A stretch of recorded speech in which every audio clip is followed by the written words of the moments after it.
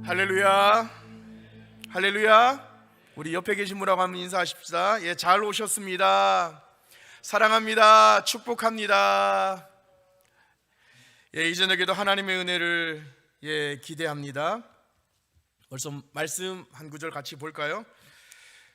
오늘 주시는 말씀은 마태복음입니다. 우리가 너무나도 잘 아는 말씀인데 마태복음 5장 1절에서 3절까지 말씀, 제가 한 절 읽고 여러분이 한 절 읽고 3절은 다 같이 합독하기를 원합니다.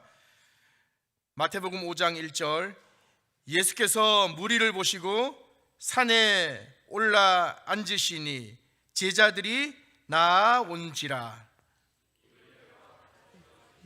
3절 시작. 심령이 가난한 자는 복이 있나니 천국이 그들의 것임이요. 아멘. 예, 제가 오늘은 우리가 잘 아는 산상수훈이죠. 예수님께서 산상에서 산이라고 이제 이야기하기는 좀 그런 부분이 있을 정도로 이스라엘 굉장히 나지막한 언덕 같은, 어쨌든 예수님께서는 산 정상에 앉으셔서 예수님을 따라온 수많은 그 무리들 앞에서 팔복, 우리가 잘 아는 심령이 가난한 자는 천국이 저희 것이며 8가지 복에 대해서 선포하신 산상수훈 시작되는 그 말씀을 가지고 오늘 함께 하나님의 은혜를 나누기를 원합니다. 제가 우리 찬양단 앞에서 찬양할 때 제가 뒤에서 같이 이제 기도하며 찬양을 하는데, 제가 방금 이제 기도하면서 함께 나눈 계시록 말씀, 하나님께서 이 말씀을 그냥 마음에 주셔서 함께 먼저 나눴습니다. 라오디게아 교회를 향해서 하나님께서 말씀하신 거죠. 책망하신 거예요. 요한계시록 3장 15절에 보면 제가 좀 전에 읽었듯이, 내가 내 행위를 아노니 내가 차지도 아니하고 뜨겁지도 아니하도다. 내가 차든지 뜨겁든지 하기를 원하노라. 내가 이같이 미지근하여 뜨겁지도 아니하고 차지도 아니하니 내 입에서 너를 토하여 버리리라. 참 두려운 말씀이라고 저는 생각을 합니다. 오늘 이 시대 가운데 우리 한국교회가 또 예수를 믿노라고 하는 저와 여러분의 오늘 신앙이 하나님께서 말씀하시는 거죠. 네가 선택하라는 것이. 신앙은 선택의 연속이라고 저는 생각을 해요. 네가 차든지 뜨겁든지 택하라는 거죠. 그냥 교회 문턱만 드나드는 것이 아니라 예배의 자리만 그냥 머릿수 채우러 나오는 건 아니잖아요. 예배의 자리에 나왔으면 네가 태도를 분명히 하라는 거죠. 마음의 중심을 분명히 하라는 것이에요. 그래서 네가 차든지 뜨겁든지 선택해라. 차지도 않고 뜨겁지도 아니하고 네가 미지근하면 하나님께서 그 입에서 너를 토하여 버리리라. 역겹다는 거죠. 저는 저에게 주시는 하나님의 말씀이라고 저는 생각을 해요.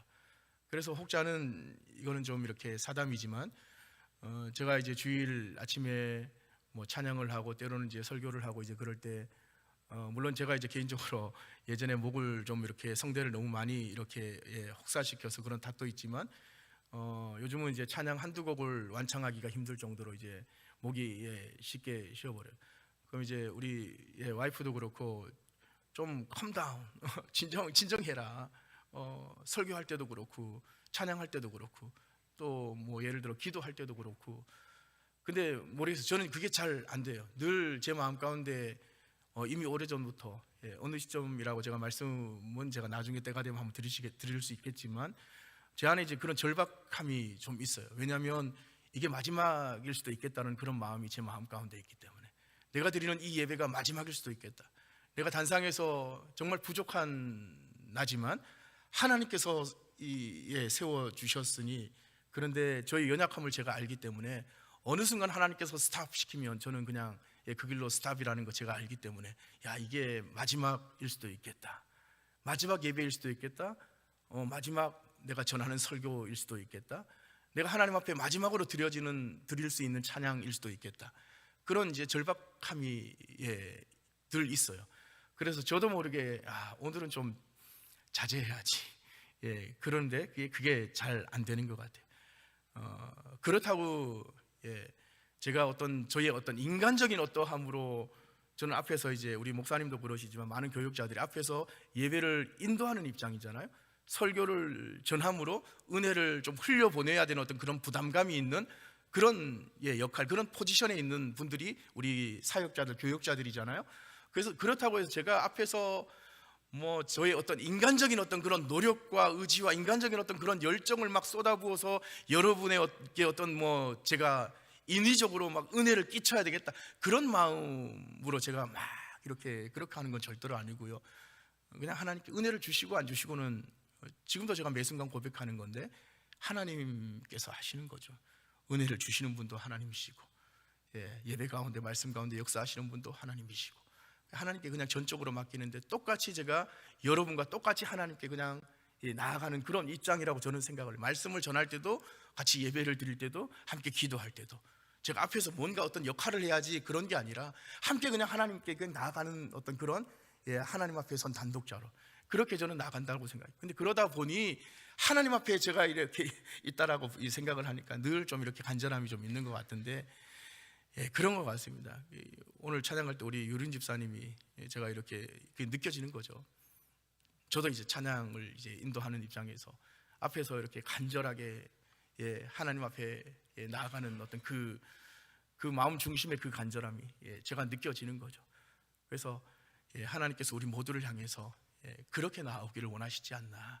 나이의 많고 적고를 떠나서 우리가 처한 상황이 어떠함, 그것과 상관없이 누구든지 하나님의 자녀된 자를, 하나님을 예배하고자 하는 자들은 간절함으로, 제가 오늘 말씀도 그런 맥락으로 좀 나누고 싶어요.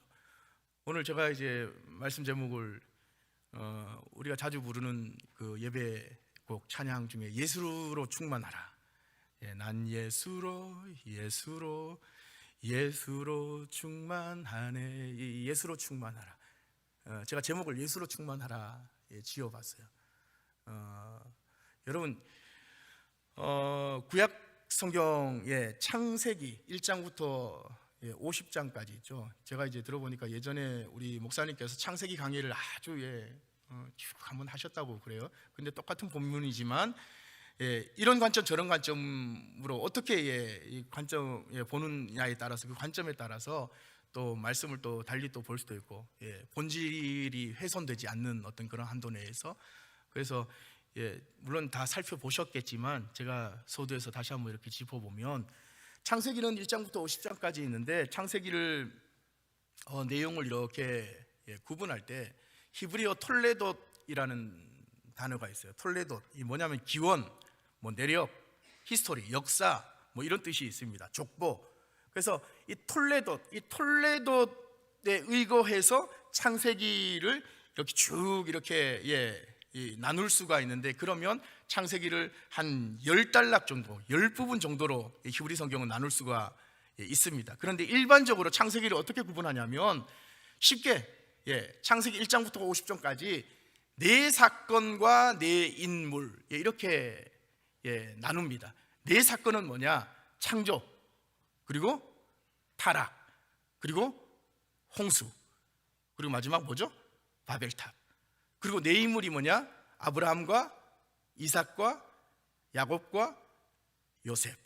그래서 네 사건, 네 인물 이렇게 일반적으로 이제 쭉 나누는데, 근데 이 창세기 1장부터 그 11장 네 사건, 그러니까 이 내용을 쭉 살펴보다 보면 어떤 패턴이 있어요. 어떤 사이클이 계속해서 이렇게 돌아가는 것을 발견할 수가 있어요. 그게 뭐냐? 죄, 인간이 죄를 지으면 하나님께서 심판하시고, 그리고 그 다음에 하나님께서 심판하시고 나서 스탑, 그게 아니라 심판하시고 난 다음에 반드시 하나님의 구원이 이루어져요. 그러니까 죄가 있고 심판이 있고 그리고 구원이 있고, 나중에 이제 사사기에 가면 이 사이클이 또 계속해서 반복이 되는데, 이 창세기 1장부터 11장까지 이 네 사건에 보면 이 사이클이 계속해서 반복이 되는데, 가령 이런 거예요. 아담과 하와가 원죄라고 그랬잖아요. 하나님께서 절대로 이 에덴 동산을 창설하시고 절대로 don't touch, 따먹지 마라, 그 선악과 열매, 그것에 대해서 금기시 하셨는데, 그것을 하와가 뭐 여차저차해서 다 먹어버렸어요. 죄. 그래서 인간의 죄가 이제 들어왔죠. 범죄한 거예요. 그러고 나서 하나님의 심판이 임해요. 하나님의 심판이 뭐냐? 그 아담과 하와를 이제 에덴 동산에서 이제 추방을 시키잖아요.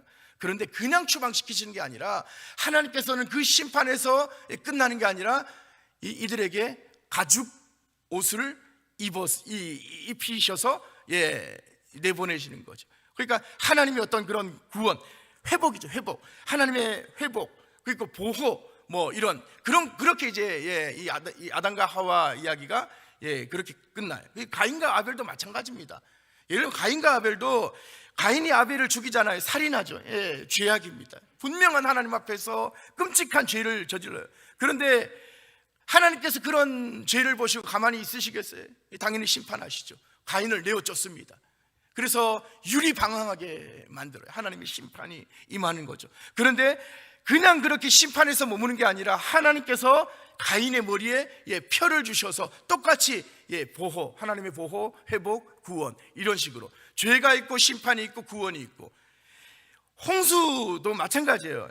인간의 생각하는 모든 것이 참담할 정도로 악해요. 그래서 하나님께서 이 죄악, 인간의 이 죄악을 보고 하나님께서 심판하시죠. 40주야를 그냥 하늘에서 비를 쏟아내리셔서 대홍수를 그냥 일으키셔서 하나님께서 심판하셔요. 그런데 여기서 끝나는 게 아니라 하나님께서는 다시금 비를 그치게 하시고 노아와 그 가족들에게 어떻게 하십니까? 무지개 언약을 주시잖아요. 그렇게 역시 하나님의 보호, 회복, 구원, 그렇게 이렇게 귀결이 됩니다.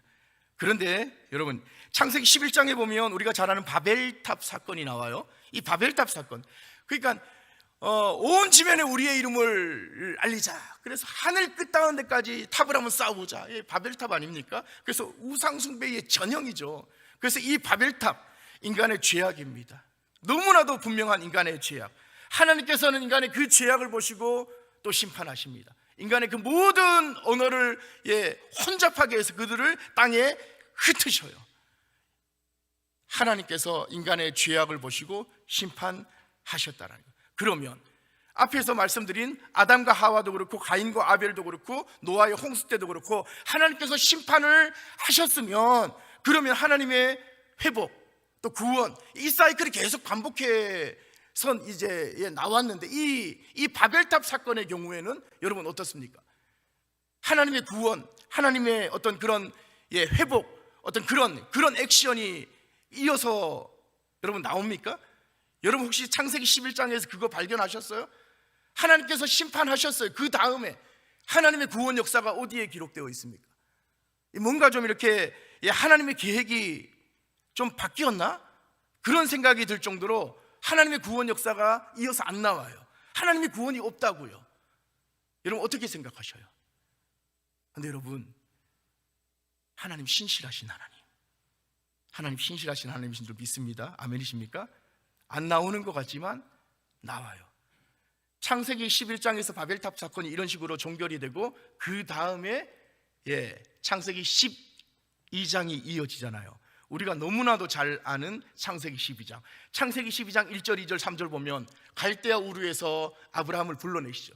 내가 너로 큰 민족을 이루게 하겠다. 너는 내가 지시할 땅으로 가라. 아브라함을 갈대아 우르 그 땅에서 불러내요. 갈대아 우르 그 땅이 어디냐? 인간이 우리의 이름을 온 지면에 알리자. 그래서 바벨탑을 쌓은 그 지역이 바로 갈대아 우르 지역입니다. 그러니까 이런 거예요. 바벨탑을 쌓은 그 죄악 가득했던, 하나님께서 심판하셨던 그 땅, 그곳에서 하나님은 아브라함을 불러내신 거예요. 아브라함을 통해서, 단순합니다. 아브라함을 통해서 모든 민족과 열방을 축복하기를 원하셨던 것이에요. 너를 축복하는 자에게는 내가 축복하겠고, 너를 저주하는 자에게는 내가 저주할 거야. 너를 축복의 통로 삼을 거야. 하나님께서 놀라운 약속을 주시잖아요. 여러분, 이렇게 하나님은 신실하시기 때문에 인간의 죄악을 보시고 심판하셔요. 그리고 나서 거기서 스탑되는 게 아니라 반드시 하나님의 구원과 회복의 역사가 연이어져서 나타나는 거죠. 그래서 바벨탑 사건도 마찬가지. 이렇게 아브라함을 그 땅에서 불러내서 이제는 더 이제 스케일이 크게 온 민족과 열방 가운데 아브라함을 사용하셔서 축복을 흘려보내기를 원하신다라는 거. 그런데 여러분, 제가 전에도 한번 언급한 것 같지만 하나님께서는 그러면 아브라함에게만 이런 놀라운 축복을 주셨냐? 그게 아니다라는 거예요. 우리에게도 동일하게 적용되는 아브라함을 향한 그 부르심, 그 콜링, 우리에게도 동일하게 적용되는 부르심이다라는 거예요. 그러니까 이런 겁니다. 갈라디아서 3장 29절에 보면 이렇게 이야기하거든요. 너희가 그리스도의 것이면 곧 아브라함의 자손이요 약속대로 유업을 이을 자니라. 그러니까 우리가 예수 그리스도에 속한 자면, 오늘 내가 예수 그리스도를 믿고 예수님 안에 속한 자면, 너희가 곧 아브라함은 그 유대인들의 그 조상 아닙니까? 우리는 코리안인데 그게 아니라 우리가 예수 그리스도 안에 있으면 아브라함의 자손이다. 그렇기 때문에 약속대로 유업을 이을 것이다. 갈라디아서가 그렇게 우리에게 말씀해 주고 있는 것이. 그래서 하나님은, 여러분 다시 말씀드리지만, 나의 어떠함에 상관없이 끊임없이 너를 향해서, 나의 많고 적고를 떠나서 너를 향해서, 하나님은 너를 향해서 말씀하시는 거죠. 내가 너를 사용할 거야. 너를 통해서 하나님의 그 놀라운 축복이 온 땅 가운데, 이 안동 땅뿐만 아니라 이 나라와 민족, 온 세계와 열방 가운데 흘려보내게 할 거야. 하나님 우리를 향해서 그렇게 콜링하신다고요. 그러면 우리는 이제 여기서 일단락 되는 거잖아요. 우리는 축복의 통로, 맞죠? 우리는 축복의 통로인 줄로 믿습니다. 아멘이십니까? 믿든지 안 믿든지 믿음으로 여러분 취하는 자에게 복이 있을지어다. 정말로 우리는 축복의 통로인 것이. 그런데 여러분, 우리가 축복의 통로가 되기 위해서는 이제 여기부터 이제 제가 본론으로 들어가려고 그래요. 우리를 통해서 열방 가운데 주시고자 하는 그 복이 뭔지 일단 알아야 될 거 아니에요. 하나님께서는 우리를 축복의 통로 삼으셔서 세상 모든 민족들을 향해서 하나님의 그 약속하신 그 복을 흘려보내기를 원하신다고요. 그러면 자, 좋다.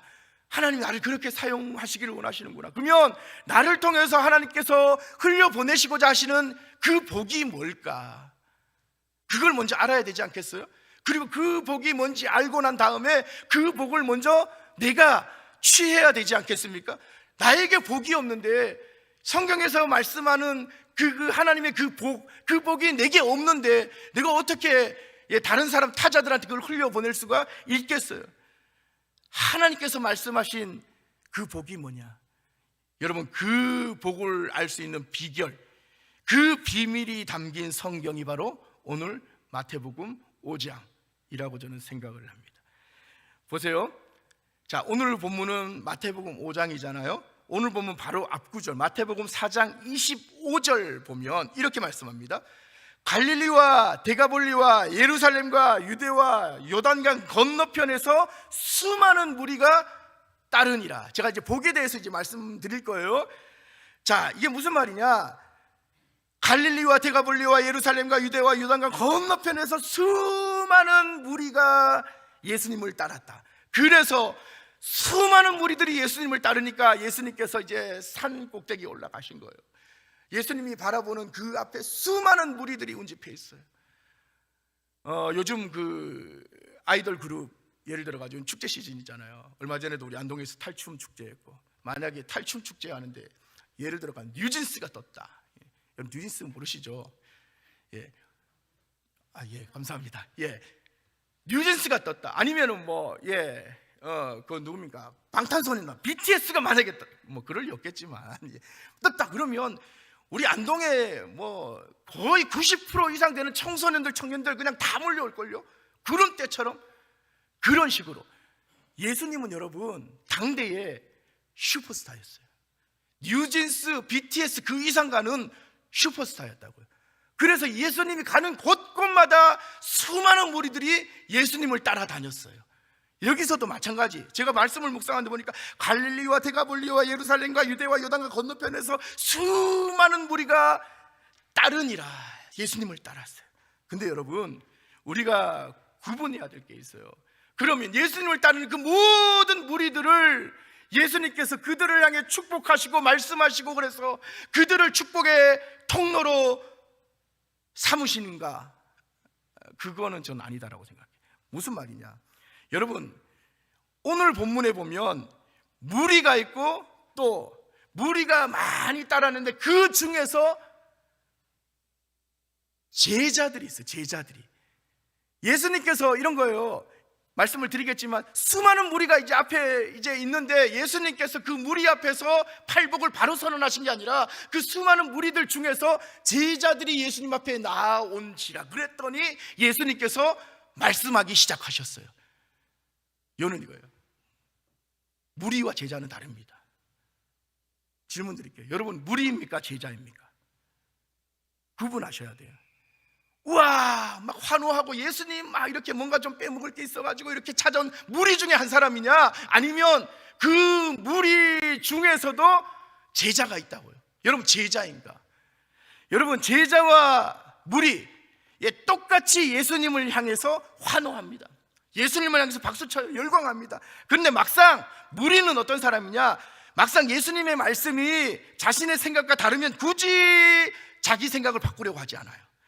굳이 내 손해를 감내하고 예수님을 따르려고 하지 않는다고요. 열렬히 환호하고 박수를 보낸 그 손으로 결정적인 순간에 예수님에게 돌을 던집니다. 무리는 그래요.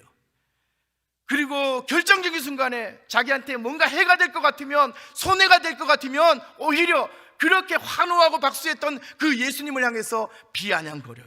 그리고 심지어 죽여라, 예수를 죽여라, 이렇게 서슴없이 소리치는 그 사람이 무리예요. 그럼 제자는 누군지 아세요? 내 생각이 예수님의 말씀과 다르다고 할지라도, 틀리다고 할지라도, 때론 나의 희생과 그만한 대가 지불이 필요하다고 할지라도, 예수님 말씀에 순종하고자 할 때 때로는 내게 손해가 되고 대가 지불이 필요해. 그렇다라고 할지라도 예수님의 말씀을 지키기 위해서 치열하게 몸부림치며 사는 사람, 그 사람이 제자예요. 그 사람이 바로 예수님의 제자라고요. 예수님 주변에는 언제나 이 두 부류가 있었어요. 무리가 있었고 제자가 있었어요. 5장 1절에 보면 예수께서 무리를 보시고 산에 올라가 앉으시니 무리 중에서 제자들이 예수님께 나왔어요. 그 다음에 그제서야 예수님께서 말씀하기 시작하셨다고요. 2절에 이렇게 말씀하잖아요. 제자들이 앞에 나오니까 그제서야 입을 열어 가르쳐 이르시되, 그러면서 심령이 가난한 자는 천국이 저희 것이며 쭉 말씀하기 시작하시는. 그러니까 이런 거예요. 팔복, 우리가 너무나도 잘 아는 이 팔복은 모든 사람들, 무리들에게 주신 말씀이 여러분 아니에요. 그런 줄 알았죠? 아니에요. 무리에게 주신 말씀이 아니라 제자들에게 주신 말씀이라고요. 수많은 무리 중에서 제자들이 앞에 나왔을 때 그제서야 예수님께서 말씀하기 가르치기 시작하셨다고요. 천국에 대해서. 그러니까 팔복은 이런 거예요. 사람들이 때론 착각하는 구원의 조건이라고 막 이렇게 팔복에 대해서 이렇게 이야기하는 분들이 계시는데, 네버, 그렇지 않습니다. 팔복은 제자들에게 예수님께서 말씀하신 것이기 때문에 구원의 조건이 아니라 구원받은 자녀로서, 구원받은 하나님의 백성으로서의 어떤 삶의 지침, 그게 바로 팔복입니다. 그러면 오늘 제가 이 심령이 가난한 자, 이거를 제가 읽었으니까 이 부분에 대해서 말씀을 잠깐 언급하고 바로 기도했으면 좋겠다라는 마음이 있는데, 팔복, 8가지 복이잖아요. 먼저 이 성경에서 말하는 복이 뭐냐? 복, 헬라어로 마카리오스 모르셔도 돼요. 히브리어로 아쉬레라는 단어가 있습니다. 아쉬레. 복에 대해서 히브리어 몇 가지 단어가 있어요.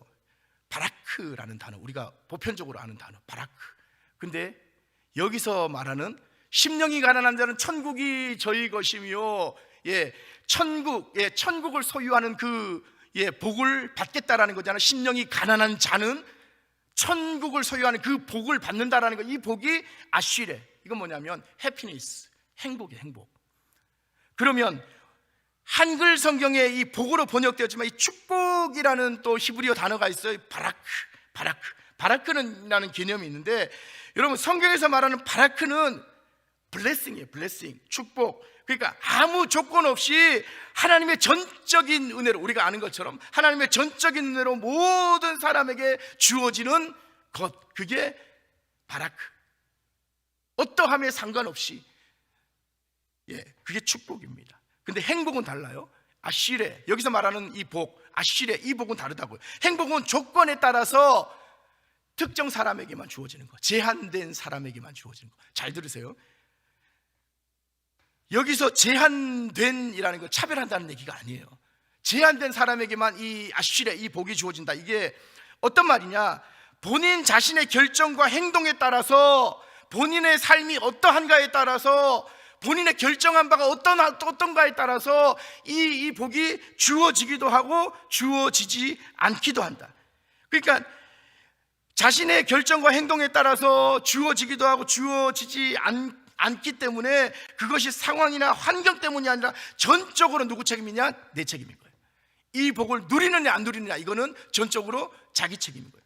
내가 조건에 맞는 행동을 하면, 다시 말해서 하나님 보시기에 합당한 삶을 살면 이 아쉬레, 이 복, 이 행복, 이것이 주어지고, 조건에 맞는 삶을 살지 않으면 절대로 이 행복을 누릴 수 없다. 그러므로 팔복은 모든 사람에게 주어지는 게 아니라 아쉬레, 이 행복, 이 복은 내가 어떤 삶을 사느냐에 따라서 주어지기도 하고 주어지지 않기도 한다. 그러면 오늘 첫 번째, 심령이 가난한 자는 복이 있다. 이 아시레, 이 복을, 심령이 가난해야 이 복을 받고 누릴 수가 있어요. 이게 조건이라고요. 심령이 가난한 자. 여기서 가난하다, 이 헬라어 말이 어떤 말이냐, 푸토코스라는 단어거든요. 굉장히 중요해요. 푸토코스. 그러니까 우리가 일반적으로 아는 것처럼 가난하다, 이 심령, 마음이 가난한 자, 그렇게 번역하기도 한, 마음이 가난하다. 그러니까 말 그대로 첫 번째 의미는, 푸토코스의 첫 번째 의미는 비어있는 상태예요. 비어있는 상태, 아무것도 없는 상태. 그러니까 굉장히 정적인 개념이죠. 동시에 동적인 개념도 포함해요. 이 푸토코스라는 말은 무슨 말이냐, 간절하게 절박하게 하나님을 갈망하는 상태, 이게 푸토코스, 동적인 개념이죠. 그러니까 이 푸토코스, 가난하다, 이 말의 원어적인 의미 속에는 두 가지 의미가 있어요. 정적인 개념과 동적인 개념. 비어있는 상태를 의미하기도 하지만, 내가 정말 간절하게 절박하게, 너희가 차지도 않고 뜨겁지도 않느냐, 하나님 말씀하시는 것처럼 간절하게 절박하게 하나님을 갈망하는 상태, 그게 푸토코스, 가난한 그런 상태라고. 근데 문제는 여러분, 이게 진짜 복이냐라는 거예요. 이게 어떻게 해서 복이에요? 가난한 건데, 비어있는 건데, 그래서 내가 어떤 것을 갈망하는, 간절하게 절박하게 갈망하는 그 상태, 그걸 가지고 성경에서는 복이라고 이야기하잖아요. 절대로 복이 아니죠. 사실 인간적인 관점으로 봤을 때는 이건 수치잖아요. 뭐가 없어서, 뭐가 부족해서, 뭔가를 간절히 원해서 절박한 심정으로 하나님께 막 나아가는 건데, 굉장히 수치요, 모욕인 거잖아요, 인간적인 관점으로는. 그런데 예수님은 그것을 복이다, 복이다 말씀하셔요. 그렇게 간절히 하나님을 찾는 자에게 어떤 복을 주시느냐, 심령이 가난한 자는 천국이 그들의 것이요, 천국을 주시겠다라는 거예요. 천국, 말 그대로 천국이 어떤 곳입니까? 죽어서 가는 곳? 아니죠. 천국, 하나님의 나라, 말 그대로 하나님께서 다스리는 나라가 천국인 거잖아요. 그 하나님의 나라, 그 하나님의 나라를 소유하는 복을 주시겠다. 무슨 의미인지 잘 모르시겠죠? 자, 이런 겁니다. 복음서 안에서 천국, 하나님의 나라는 또 다른 의미로 쓰여져요. 무슨 말씀이냐, 마태복음 24장 32절 33절 보시면, 제가 평행 본문, 동일한 어떤 본문을 제가 세 군데를 제가 나눌 거예요. 보세요. 마태복음 24장 32절 33절. 자, 다 같이 한번 읽을까요? 시작. 무화과 나무의 비유를 배우라. 여름이 가까운 줄을 아나니 이와 같이 너희도 이 모든 일을 보거든 인자가 가까이 곧 문 앞에 이른 줄 알라. 여기서 인자가 누구죠? 인자는 예수님. 자, 똑같은 본문이에요. 마가복음 13장 28절 29절. 다 같이 한번 읽을까요? 이 말씀이 토시 하나 틀리지 않고 똑같이 나와요. 자, 시작.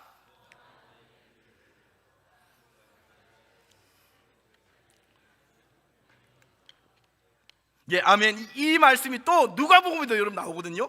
누가복음 21장에도 나오는데, 누가복음에는 여기 이 마태복음이나 마가복음에 나오는 그 인자라는 말 대신에 잘 보세요. 다른 말이 그 자리에 쓰여졌어요.